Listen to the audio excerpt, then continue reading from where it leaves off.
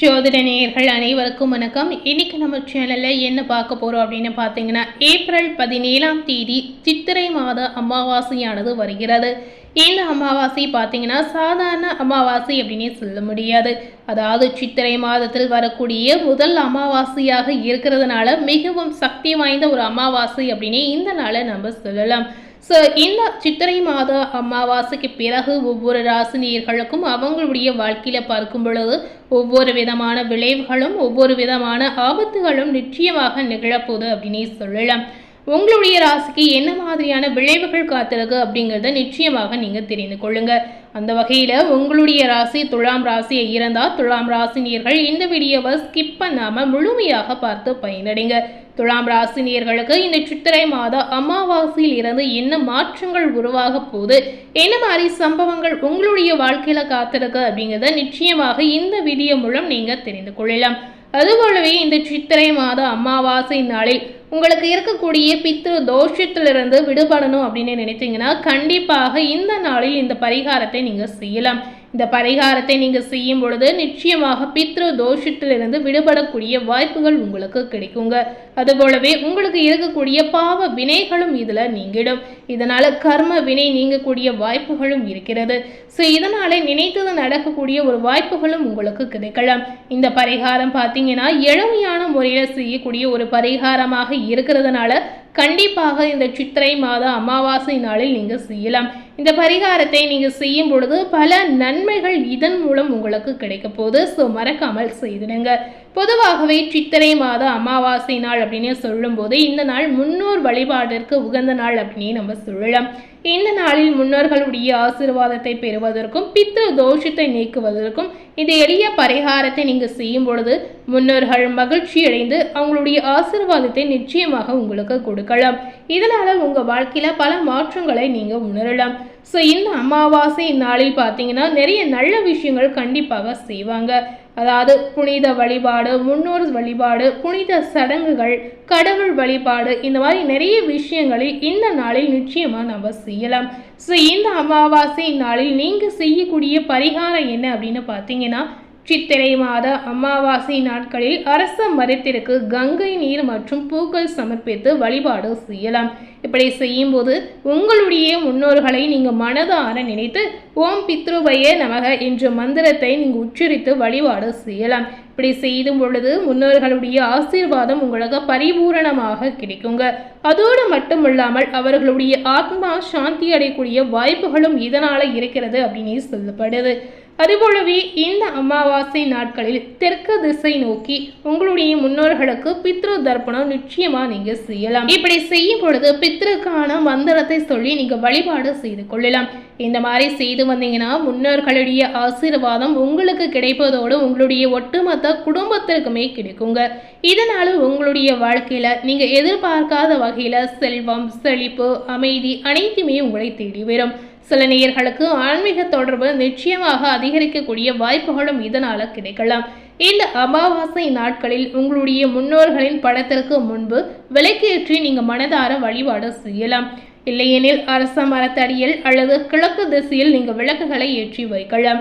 இப்படி செய்து வரும் பொழுது முன்னோர்களை நினைத்து அவர்களுடைய ஆசையை நீங்கள் வேண்டி கேட்கலாம். இப்படி செய்து வந்தீங்கன்னா உங்களுக்கு செல்வ செழிப்பு, பண ரீதியான கஷ்டங்கள் குறைந்து உங்களுடைய குடும்பத்தில் இருக்கக்கூடிய பிரச்சனைகள் ஒவ்வொன்றாக இதன் மூலம் குறையலாம். ஸோ எந்தவித பாதிப்பும் உங்களுடைய குடும்பத்தில் ஏற்படக்கூடாது, எல்லா விஷயங்களும் நல்லபடியாக பாசிட்டிவாக நடக்கணும் அப்படின்னு ஆசைப்பட்டீங்கன்னா இந்த சித்திரை மாதம் அமாவாசை நாளில் மறக்காமல் இந்த பரிகாரத்தை நிச்சயமாக நீங்கள் செய்யலாம். இந்த பரிகாரத்தை நீங்கள் செய்யும் பொழுது கண்டிப்பாக உங்களுடைய குடும்பத்தில் நிறைய மாற்றங்களை நீங்கள் உணரலாம்.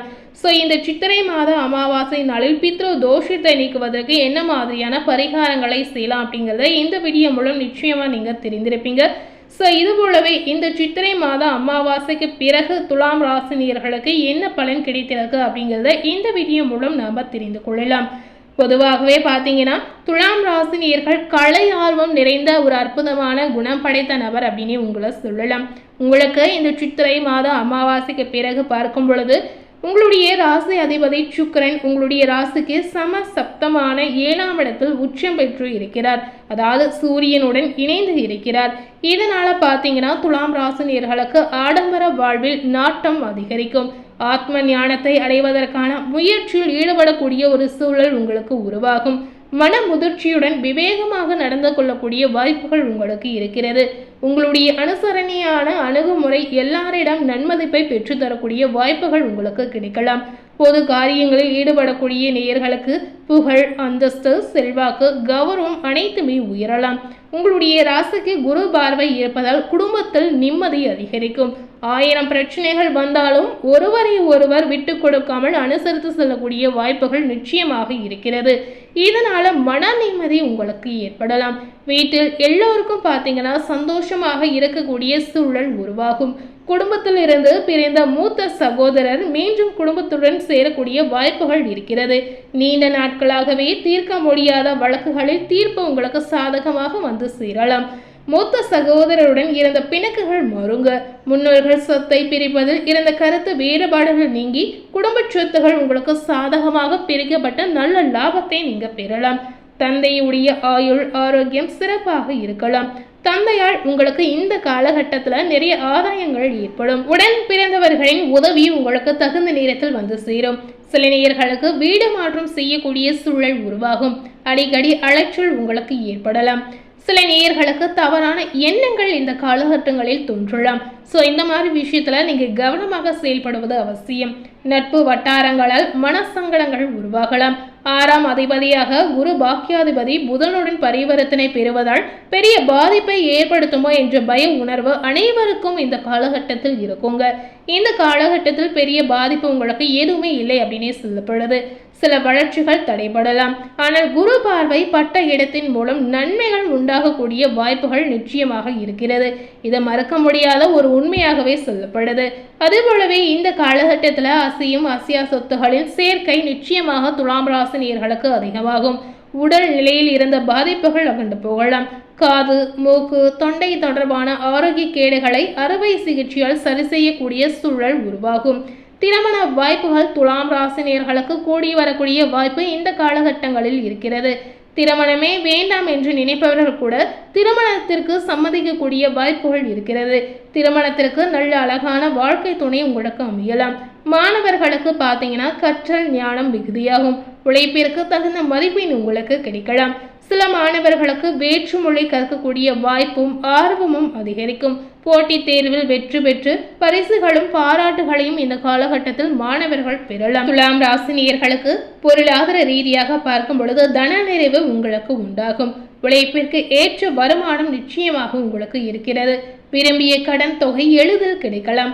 உங்களுடைய ராசிக்கு குரு பார்வை பதிவதால் வார கடன்கள் வசூலாகக்கூடிய வாய்ப்புகள் இருக்கிறது. பாலிசி, முதிர்வு தொகை, பங்குச்சந்தை முதலீடு என பெரிய பணம் உங்களை மகிழ்விக்கக்கூடிய சூழலை ஏற்படுத்தலாம்.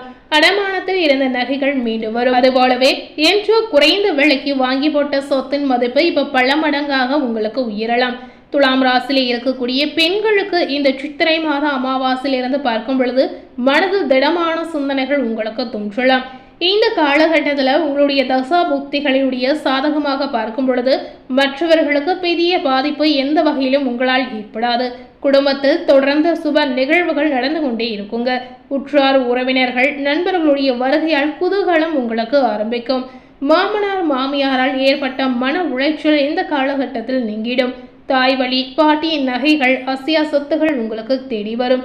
கணவன் மனைவி உறவு வலுவாக இருக்கலாம். இந்த காலகட்டத்தில் புதிய கடனை வாங்கி பழைய கடனை அடைக்கக்கூடிய சூழல் உங்களுக்கு ஏற்படும். ஒரு கடன் அடைவதற்குள் மறுகடன் உங்களுக்கு உருவாகும். பிறந்த வீட்டில் இருந்து வர வேண்டிய சீதனங்கள் கிடைப்பதில் ஏதாவது ஒரு வகையில தடை தாமதம் ஏற்படலாம்.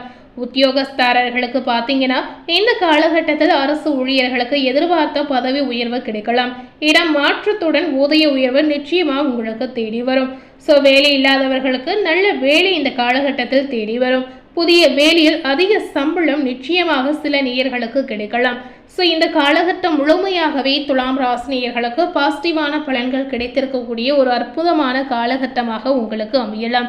ஸோ இன்னைக்கு நம்ம சேனலில் சித்திரை அமாவாசைக்கு பிறகு துலாம் ராசி நேயர்களுக்கு என்ன மாற்றங்கள் ஏற்பட்டிருக்கு, பித்ரு தோஷத்திலிருந்து விடுபடுவதற்கு என்ன பரிகாரங்களை செய்யலாம் அப்படிங்கிறத இந்த வீடியோ மூலம் நாம் தெரிந்திருப்போம். மேலும் இதுபோல் ஒரு புதிய தகவலை தெரிந்து கொள்ளணும் அப்படின்னு நினைத்தீங்கன்னா மறக்காமல் நம்ம சேனலை சப்ஸ்கிரைப் பண்ணி பக்கத்தில் இருக்கக்கூடிய பெல் பட்டனையும் மறக்காமல் ப்ரெஸ் பண்ணிடுங்க. நீங்கள் சப்ஸ்கிரைப் பண்ணால் மட்டுமே நம்ம சேனலில் போடக்கூடிய எல்லா நியூ அப்டேட்டான வீடியோஸும் நீங்கள் உடனுக்குடன் பார்த்து தெரிந்து கொள்ளலாம். தேங்க்யூ.